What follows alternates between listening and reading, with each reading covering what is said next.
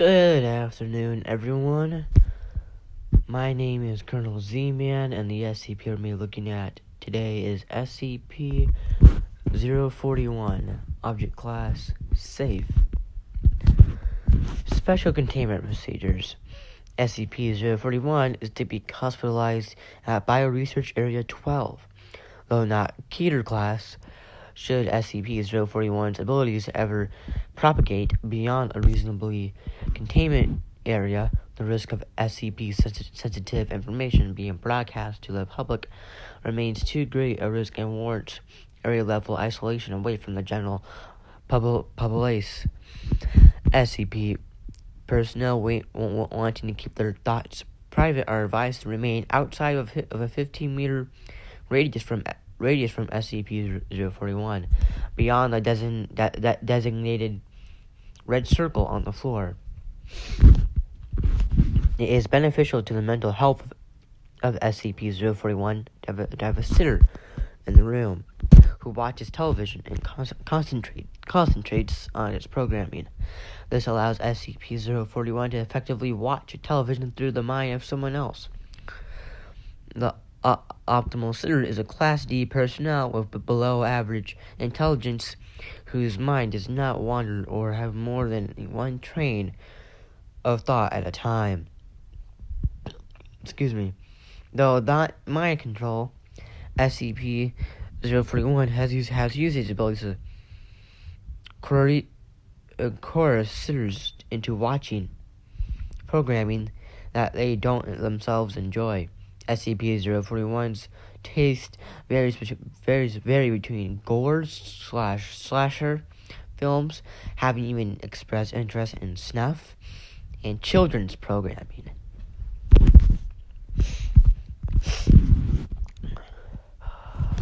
Description: SCP-041 is a male human suffering from irreversible damage to his central nervous system, which is believed to have been caused by infection of a rare strain of bacterial meningitis.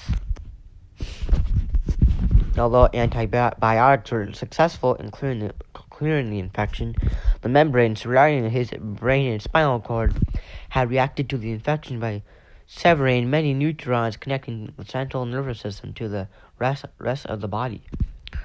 SCP-041 must rely on a respirator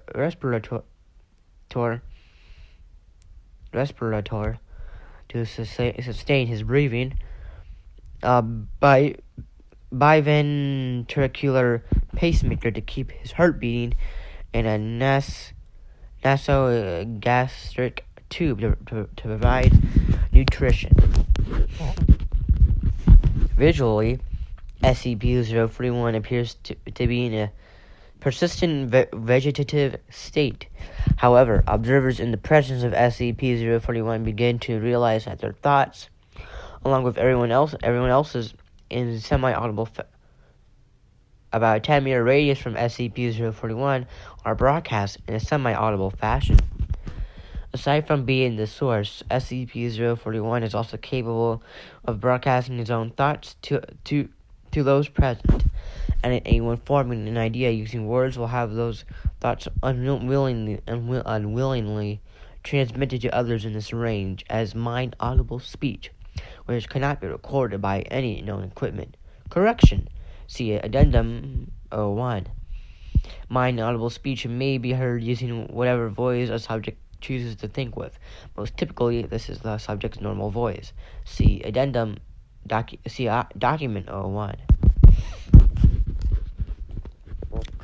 Visual thoughts and images are broadcast as well, but are not perceived as readily.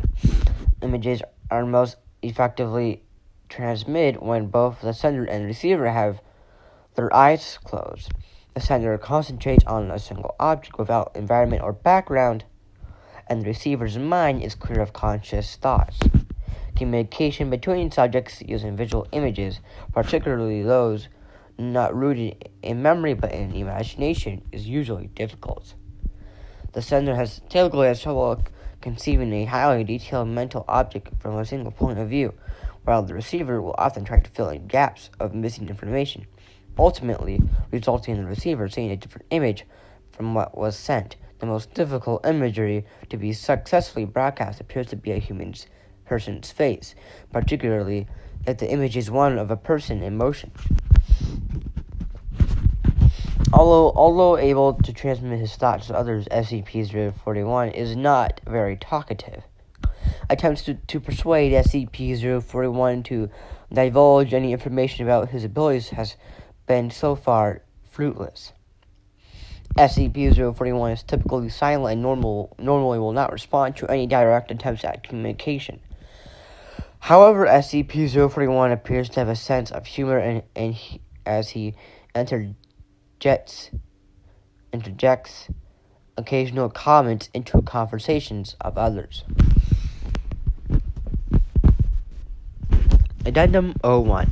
While researcher blank is taking voice notes using a digital audio recorder, a fellow researcher was changing the television of SCP-041's room. While the television was on a channel static, a disembodied voice that could be heard filtered through the white noise.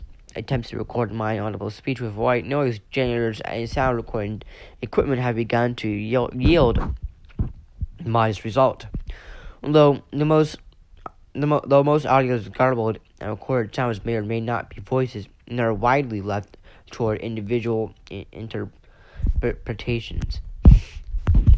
Addendum 02. It has come to my attention that several personnel have used SCP-041 as an ad hoc She likes me not detector.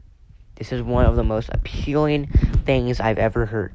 Are we safeguarding potential world-destroying objects, or are we in third grade? Dr. Klein. Document 01. Researcher's quote. The first time I was in that room with Kent and 41, I kept hearing this singing. It was this little girl's voice singing some kid song. It wasn't the TV, and it definitely wasn't a radio. It was in our heads, So I think, if I was stuck in bed without anything else to do, I sang like a little girl too. And then this voice comes into my head, "Hey, it's not me. I don't know that tune."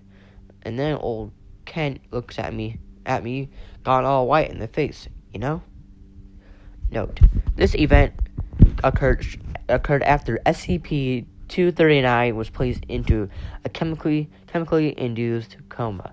A connection between the two SCPs is currently unconfirmed. Alright, that was SCP-041. For me, I would probably not want to go past the red circle, because everyone has thoughts that they don't want to be broadcasted. I can't imagine who would want to have their thoughts broadcasted.